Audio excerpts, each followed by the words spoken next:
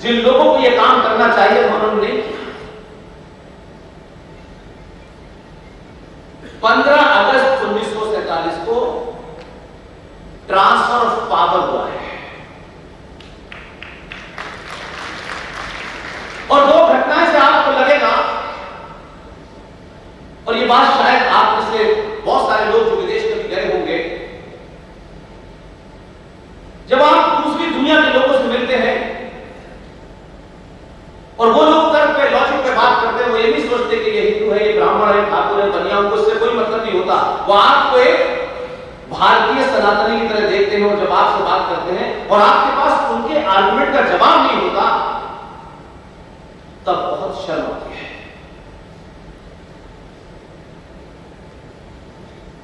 उन्नीस सौ 46 में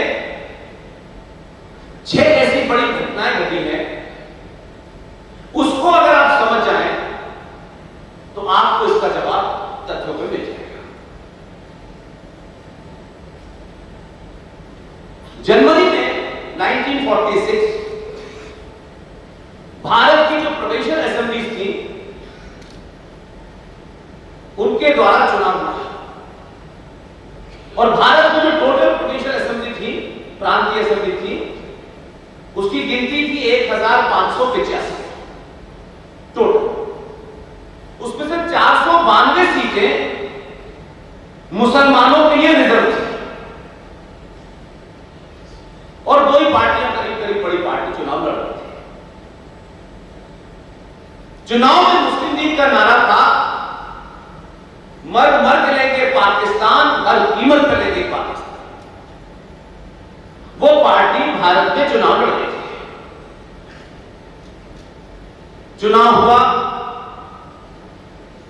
मुसलमानों की जो रिजर्व सीटें थी उस 492 में से 429 सीटों पर मुस्लिम लीग के कैंडिडेट जीते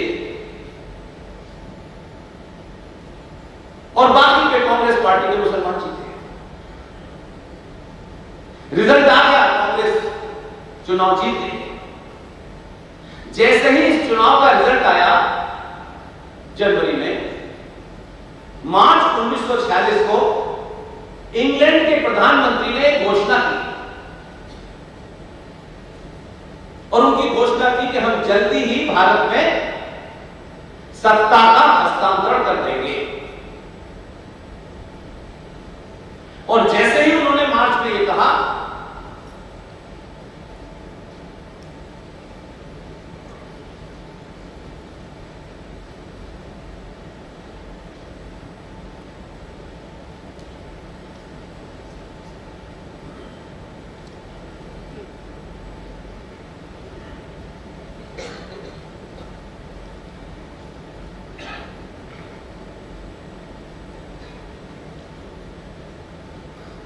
मार्च में जब यह तय हो गया, क्लेमेंट एटली ने कहा, जो उस समय ग्रेट ब्रिटेन के प्रधानमंत्री थे,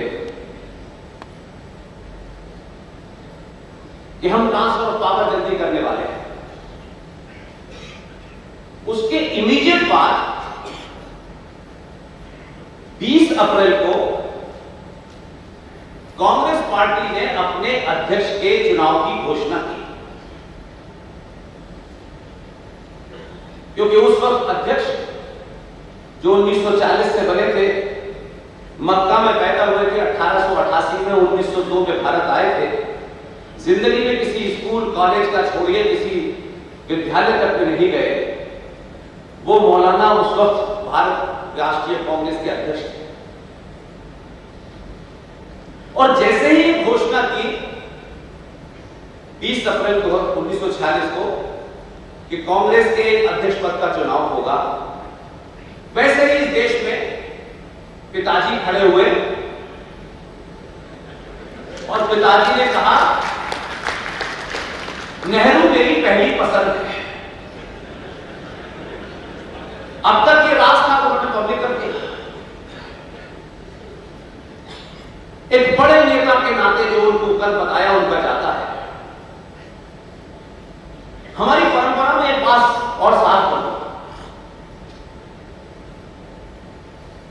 बड़े का सम्मान करना चाहिए। हमारे यहां उम्र से सम्मान होता है, बदकिस्मती से ये देश और पूरा सनातन समाज पद से सम्मान करता है।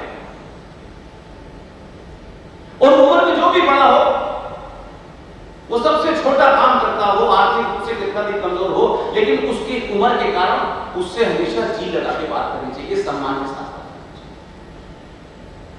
तो गांधी जी के आप आगे 2-3 जी लगा के उनके सम्मान में कोई कमी नहीं है। लेकिन हमारा ही इतिहास और साहित्य बताता है, बड़े से बड़ा आदमी अगर कोई गलत बात कह रहा है, झूठ कह रहा है, तो भाषा की मर्यादा में उसके झूठ को पब्लिकली एक्सपोज करना चाहिए। क्योंकि ये कोई निजी झगड़ा नहीं है, कोई विचारधारा का झगड़ा नहीं है कि वो मुझे अच्छे लगते थे कि नहीं लगते थे, वो बकरी का दूध क्यों पीते थे, भैंस का क्यों नहीं पीते थे, ये विषय नहीं है। विषय इसलिए है कि हम वो लोग हैं जहां भगवान राम के चरित्र में सवाल हो सकता है, जहां माता सीता पे सवाल हो सकता है, तो गांधी जी न माता सीता से और भगवान राम से तो बड़े नहीं।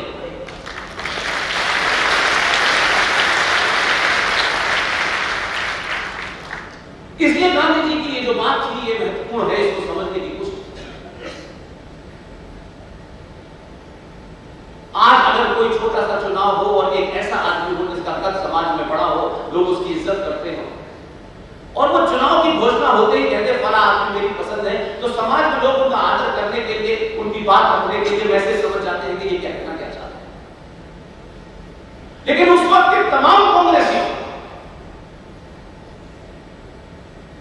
में बहुत बड़ा महान थे वो कांग्रेस।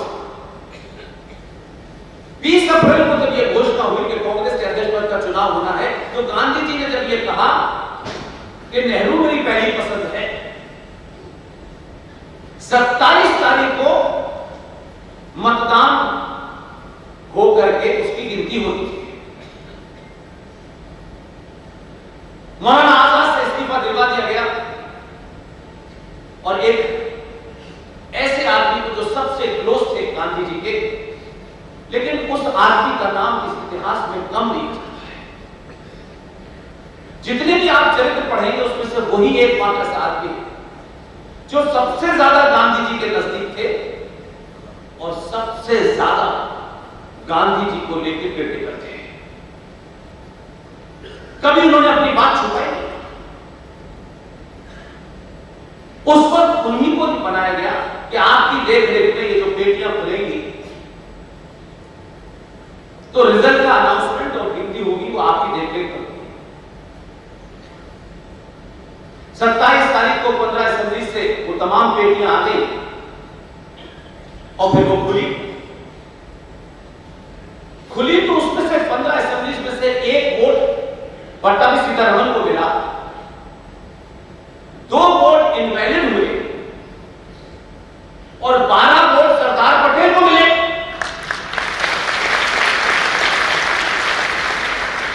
अब जबकि इस घटना की मैंने चर्चा कई बार मैंने भी सुनी, ऐसा नहीं है कि आप लोगों ने पहले नहीं सुनी, लेकिन महत्वपूर्ण बात यह है कि जो आज का बच्चा है, जिसकी दुनिया इस संचार क्रांति के माध्यम से लैपटॉप और मोबाइल है, यहां कितना भी बड़ा आदमी आके खड़ा होता है, अगर वो झूठ बोलेगा तो वो बच्चा यहीं बैठे बैठे वेरीफाई करेगा और उनके चला जाएगा ये आदमी झूठ बोलता है। ये बात अलग है कि कोटा आके अजब सी अनुभूति हुई, देश भर में घूमने के बाद पता चला गांधी परिवार यहीं पैदा हुआ है क्या?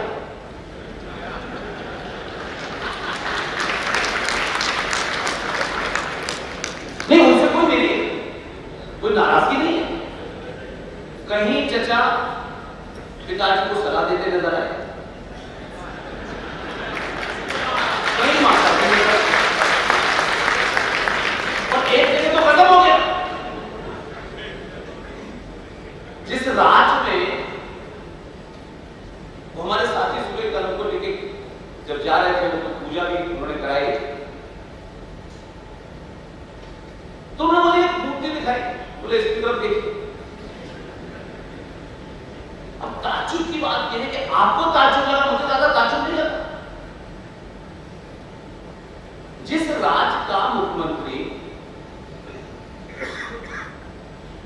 में 19 का बजट पड़ रहा हो।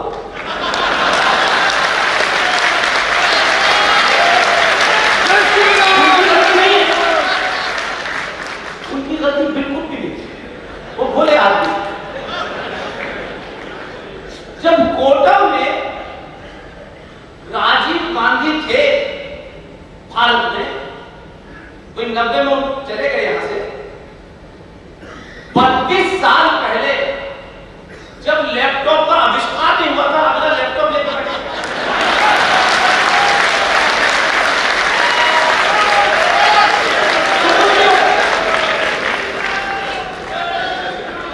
भाई ठीक है, वो कंप्यूटर के दौर पे थे, कंप्यूटर हाथ में होता समझ में आते, लेकिन उन्होंने कहा नहीं, इसको तो लेटेस्ट बनाओ। वो लैपटॉप पे बजट पड़ रहे थे बेचारे।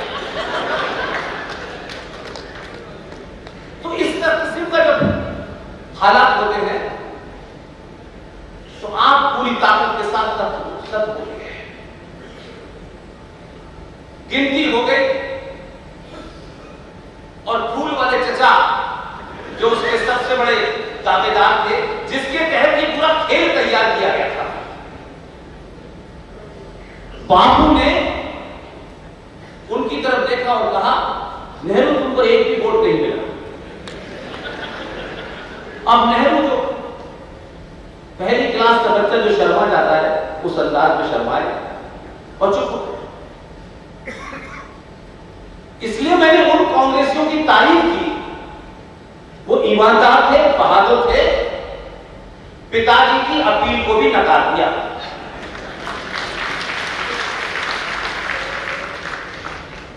और फिर उसके बाद सीधे हाथ पे पिताजी बैठे थे, उल्टे हाथ पे सरदार पटेल बैठे थे, और फिर गांधी जी ने एक चिट लिखी और उस चिट को जो साहब उस पूरे प्रोसेस को देख रहे थे, उनका नाम है आचार्य जेबी कृपलानी।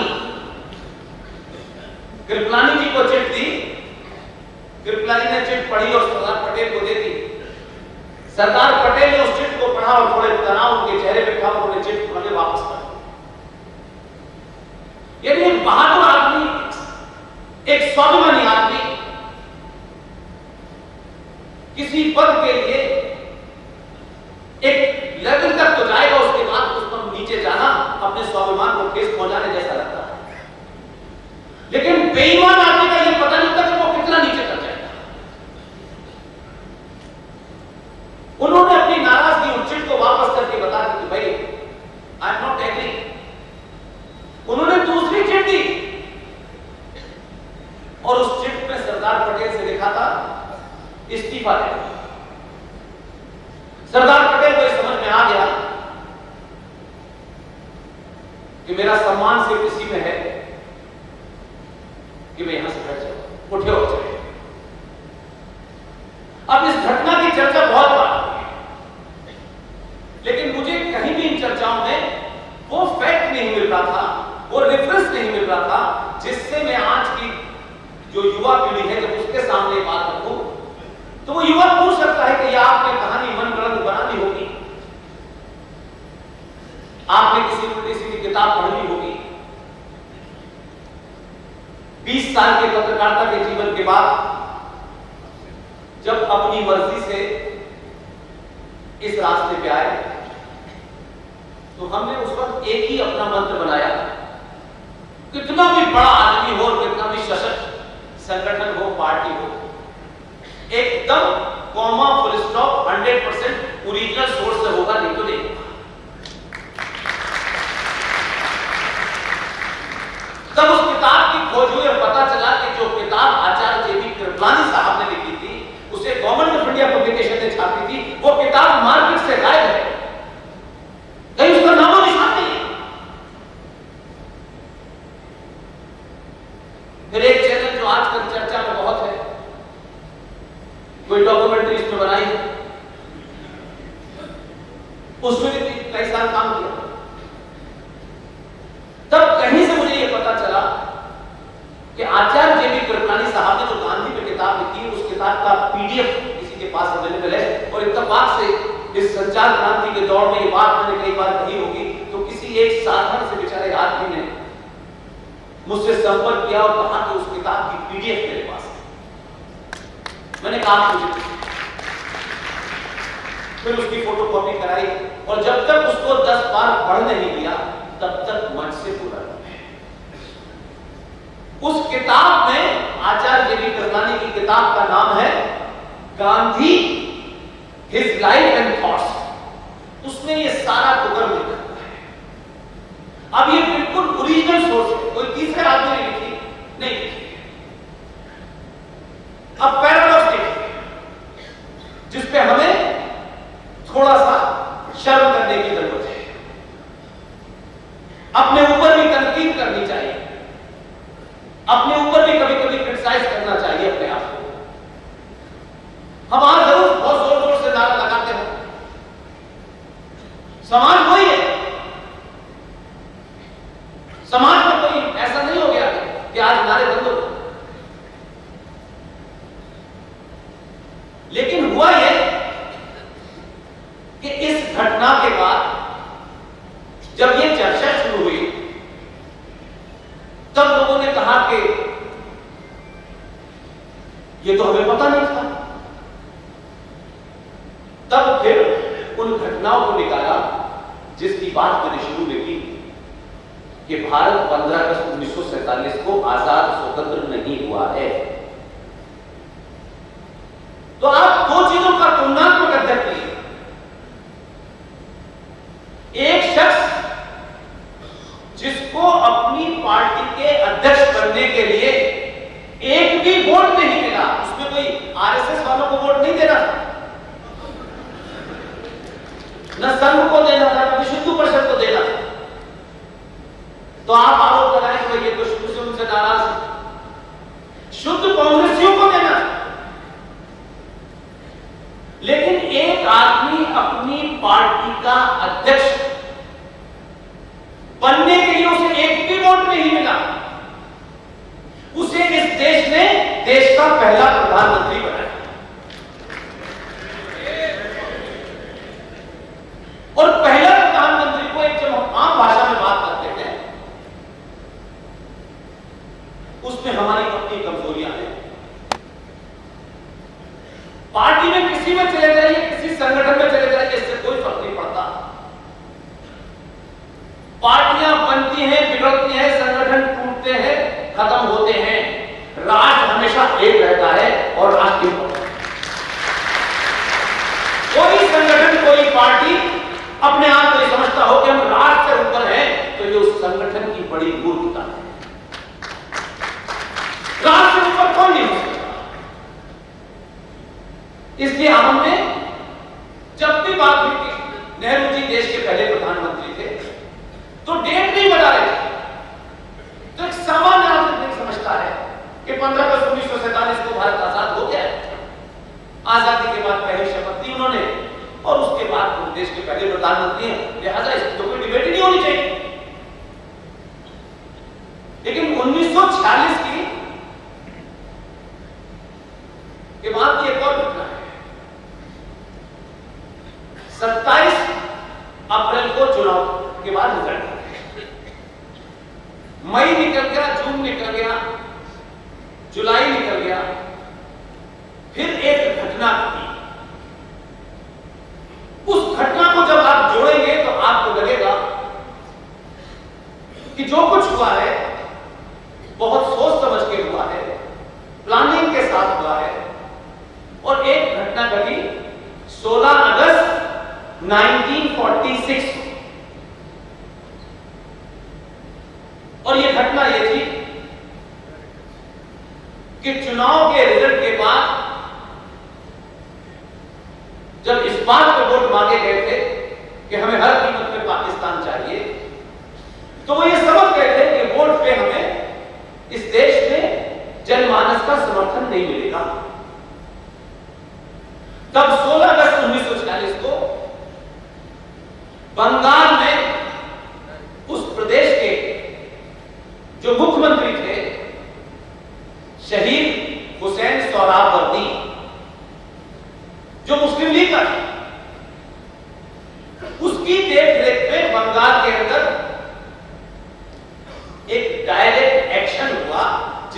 फौज जिन्होंने दी थी, जिसे आप इतिहास में ढूंढेंगे तो कैलकाटा किलिंग के नाम से भी आप पढ़ सकते हैं। और उस डायरेक्ट एक्शन में कोई 10,000 सनातनी हिंदू महिलाएं, बेटे, पुत्र, पुत्रियां चौराहे चौराहे, गली गली उनकी हत्या कर दी गई। एक मैसेज था, चुनाव लड़ा, चुनाव में इतने वोट मिले, देश का प्रधानमंत्री बनने जा रहे, देश में मेजॉरिटी हिंदुओं की है, अगर अभी हमने समय रहते कुछ नहीं किया तो फिर चीजें हाथ से निकल जाएंगी। डायरेक्ट एक्शन भारत के इतिहास में तलवार के जोर पर भारत के 2 टुकड़े करने का पहला एक्सपेरिमेंट था, वो भी हो गया। फिर सितंबर आया और 2 सितंबर 1946 को फूल वाले चचा ने